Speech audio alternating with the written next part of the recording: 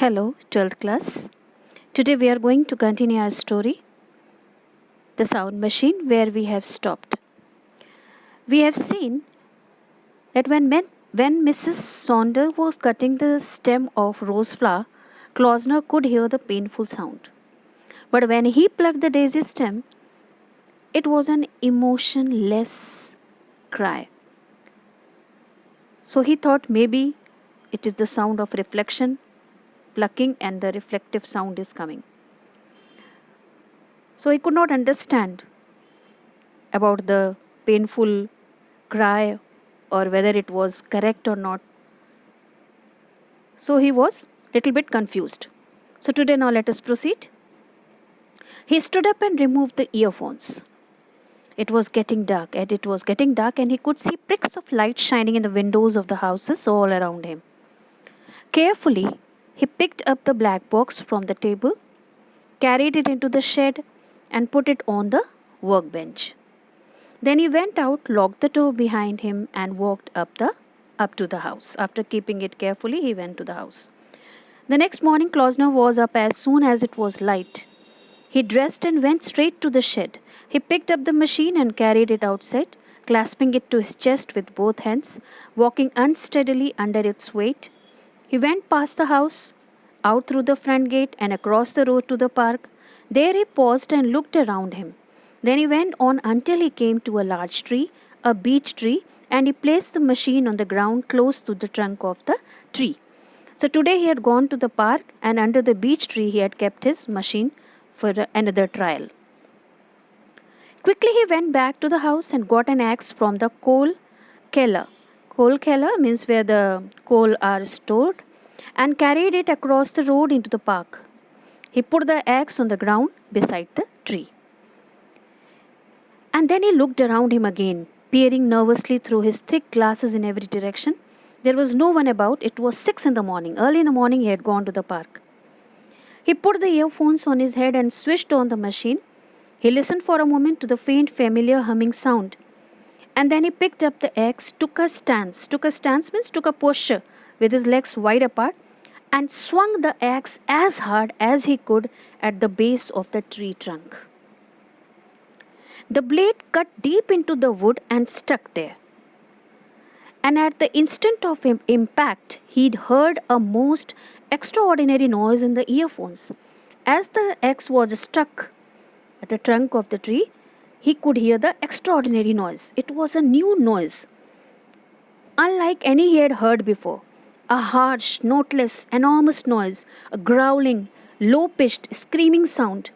Not quick and short like the noise of the roses, but drawn out like a sob, lasting for fully a minute. Earlier, when he was hearing the sound of when the stem was cut off the roses, he could hear the noise, but it quickly vanished. But this time it is lingering and like a sob, lasting for fully a minute, loudest at the moment when the axe struck, fading gradually fainter and fainter until it was gone. Klausner stared in horror at the place where the blade of the axe had sunk into the wood flesh of the tree. So he was terrified by the screaming sound, and the axe had already sunk into the wood flesh of the trunk of the tree. Then gently, he took the axe handle, worked the blade loose, and threw the thing on the ground. With his fingers, he touched the gash, deep cut that was made by the axe had made in the wood, touching the edges of the gash, trying to press them together to close the wound, and he kept saying, "Tree, oh tree, I'm sorry, I'm so sorry. But it will heal, fine." He was feeling very sorry for this. For a while he stood there with his hands upon the trunk of the great tree, then suddenly turned away and hurried off to the park, out of the park, across the road, through the front gate and back into the house. He hurriedly went back into his house. He went to the telephone, consulted the book, dialed a number and waited. He held the receiver tightly in his left hand and tapped the table impatiently with his right. He heard the telephone buzzing at the other end. And then the click of a lifted receiver and a man's voice, a sleepy voice saying, "Hello, yes?" "Dr. Scott?" he said. "Yes, speaking." "Dr. Scott, you must come at once quickly, please." "Who is it speaking?" "Klausner here." Your friend, and you remember what I told you last night about my experience with sound? And how I hoped I might. Yes, yes, yes, of course. But what's the matter? Are you ill? No, I'm not ill, but it's 6:30 in the morning, the doctor said, and you called me, but you are not ill. What is wrong with you? Please come quickly. I want someone to hear it. It is driving me mad. I can't believe it. The doctor heard the frantic, almost hysterical note in the man's voice, the same note he was used to hearing in the voices of people who called up and said, there has been an accident. So he was used to of these voices, and these voices actually used to come to him when there had been accidents. Come quickly, he said slowly. You really want me to get out of bed and come over now? Yes, now at once, please. All right, then I will come. Klosner sat down beside the telephone and waited. He tried to remember what the shriek of the tree had sounded like, but he could not. He could remember only that it had been enormous and frightful, and that it had made him feel sick with horror. He tried to imagine what sort of noise a human would make if he had to stand anchored to the ground while someone deliberately swung a small sharp thing at his leg, so that the blade cut in deep and wedged itself in the cut. So he was just before the Scot could come. He was sitting and only thinking about the noise. He started thinking if suppose a man is anchored, his leg is his stand anchored to the means tied tightly to the ground, and if anybody pierce a sharp thing at his leg and making a deep cut, some sort of noise perhaps. What noise the human being will make? No, quite different. The noise of the tree was worse than any known human noise because of that frightening, toneless, throatless quality. It was similar to the human voice. He began to wonder about other living things. Now he started pondering about other living things, and he thought immediately of a field of wheat. A field of wheat standing up straight and yellow and alive, with the mower going through it, means cutting the stems of the wheat, and cutting the stems 500 stems a second every second. With that mower means every time the 500 stems cutting every second. So what noise they would have been making? Oh my God, what would that noise be like? 500 wheat plants screaming together, and every second another 500 being cut and screaming. And no, he thought, I don't want to go to a wheat field with my machine. So he started thinking how they may be crying. I would never eat bread after that. So he decided I will never eat bread. But what about potatoes and cabbages and carrots and onions? And what about apples? No, apples are all right. They fall off naturally when they are ripe. Apples are all right if you let them fall off instead of tearing them from the tree branch, because they fall. So it is okay. But a potato would surely shriek. So would a carrot and an onion and a cabbage. They will also make painful noise. So he heard the click of the front gate latch, and he jumped up and went out and saw the tall doctor coming down the path, little black bag in his hand. So when he saw Dr. Scott coming, he felt relief. Well, the doctor said, well, what is all the trouble? Come with me, doctor. I want you to hear it. I called you because you are the only one I have told. I have told means I have told you about my sound machine. It's over the road in the park. Will you come now? The doctor looked at him. He seemed calmer now. There was no sign of madness or hysteria. He was merely disturbed and excited. They went across the road into the park, and Klosner led the way to the great beech tree, at the foot of which stood the long black coffin box of the machine and the axe. So they went there, where was the beech tree, and the machine was there. So why did you bring it out here? The doctor asked. I wanted a tree. There aren't not any big trees in my garden. And why the axe? You all see in a moment, but now please put on these earphones and listen. Put on these earphones and listen carefully and tell me afterwards precisely what you hear. I want to make quite sure. The doctor smiled and took the earphones and put them over his ears. Klosner bent down and flicked the switch on the panel. Flick means hit the switch on the panel of the machine, and then he picked up the axe and took his stance with his legs apart, ready to swing. For a moment he paused. Can you hear anything? He said to the doctor. Can I? What? Can you hear anything? Just a humming noise is coming. Klausner stood there with the axe in his hands, trying to bring himself to swing, but the thought of the noise that the tree would make made him pause again. So he was again going to strike the trunk of the tree, but he remembered of the painful noise, so again he stopped. What are you waiting for? The doctor asked. Nothing, Klausner answered, and then he lifted the axe and swung it at the tree, and he swung he thought he felt, he could swear, he felt a movement of the ground on which he stood. He felt a slight shifting of the earth beneath his feet as though the roots of the tree were moving underneath the soil. So while he was going to swing it, while he was going to give a struck to this tree, but he found that as if the ground is moving away, as though the roots of the tree were moving underneath the soil. But it was too late to check the blow, and the axe blade struck the tree and wedged deep into the wood. And he gave a great struck, and it went deep into the wood. At that moment, high overhead, there was the cracking sound of wood splintering and swishing sound of leaves brushing against other leaves. And they both looked up, and the doctor cried, "Watch out! Run, man! Quickly run!" So what happened? A big branch of the tree was coming down. So the doctor saw this and he started shouting, "Watch out! Run, man! Quickly run!" The doctor had ripped off the earphones and was running away fast to save his life. But Klausner stood spellbound. He was surprised. What is happening? Staring up at the great branch, 60 feet long at least, that was bending slowly downward, breaking and crackling and splintering at its thickened point, where it joined the main trunk of the tree. He found a great branch coming down.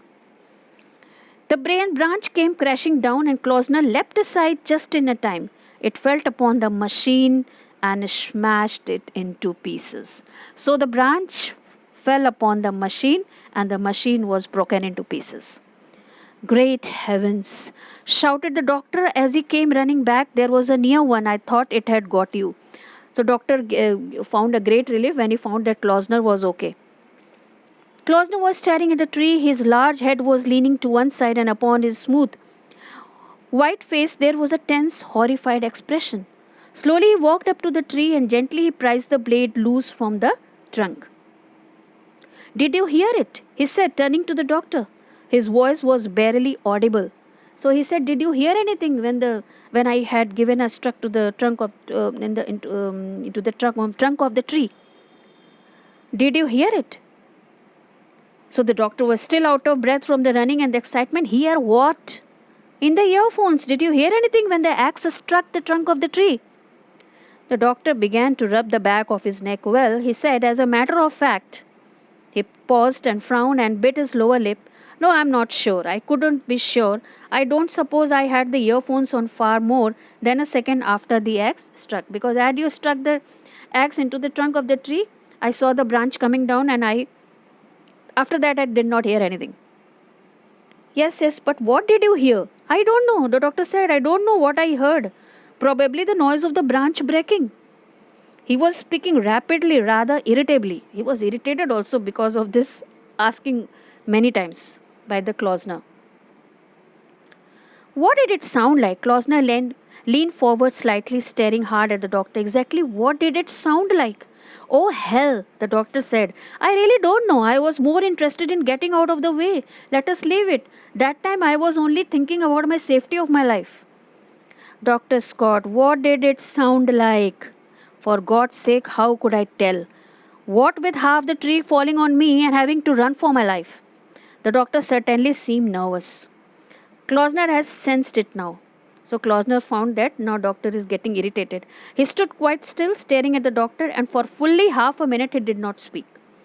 The doctor moved his feet, shrugged his shoulders, and half turned to go. "Well," he said, "we would better get back. Now let us go back." "Look," said the little man. And now his smooth white face becomes suddenly suffused with color. Suffused means spread away. "Look," he said, "you stitch this up." He pointed to the last gash that the axe had made in the tree trunk. The gash that would make the wound that was created by the axe. He pointed to that, "and you have to stitch this up quickly. You are a doctor, you have to stitch it up." Don't be silly, the doctor said. You do as I say. Stitch it up. Klosner was gripping the axe handle and he spoke softly in a curious, almost a threatening tone. He was also carrying the axe in his hand. Don't be silly, the doctor said. I can't stitch through wood. Come on, let us get back. So you can't stitch through wood? No, of course not. Have you got any iodine in your bag? What if I have? Then paint the cut with iodine. It will sting, but that can't be helped. Now look, the doctor said, and again he turned as if to go. Let us not be ridiculous. Why are you becoming so ridiculous? What is the use of putting iodine on the gash? Let us get back to the house and then paint the cut with iodine, I am saying. So Klosner again told the doctor. Doctor hesitated. He saw Klosner's hands tightening on the handle of the axe. He found that Klosner was also handling the axe very tightly, so he was a little bit frightened of that this time he is mad, he can do anything. So he decided that his only alternative was to run away, and he certainly was not going to do that.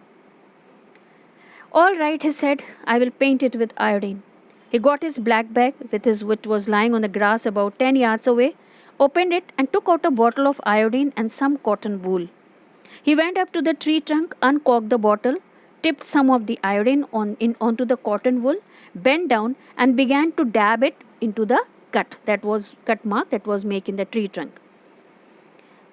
He kept one eye on Klosner, who was standing motionless with the axe in his hands, watching him. Make sure you get it right in.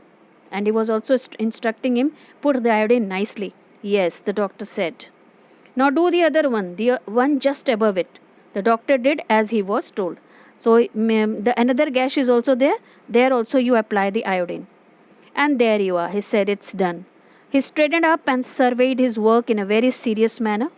That should do nicely. So doctor said, now it's okay. It will be nice for this trunk.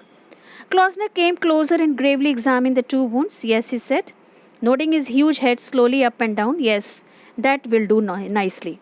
Klosner also came to see is it spread nicely or not. He stepped back a pace. You will come and look at them again tomorrow. And he again told doctor that you have to come tomorrow and apply the iodine again. Oh yes, the doctor said, oh, of course. And put some more iodine on. If necessary, yes, I will put. Thank you, doctor, Klosner said, and he nodded his head again and he dropped the axe and all at once he smiled. A wild, excited smile, and quickly the doctor went over to him and gently he took him by the arm and he said, come on, we must go now. And suddenly they were walking away, the two of them, walking silently, rather hurriedly, across the park, over the road, back to the house.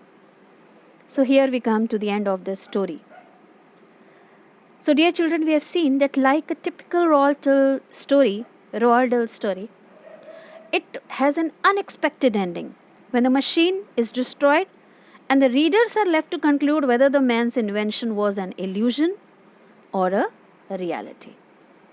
So the story just gives us the lesson to save the natural things or the trees, means to conserve, teaches the lesson of the conservation. So today we end this story. Next meet we will go with the another chapter. Thank you.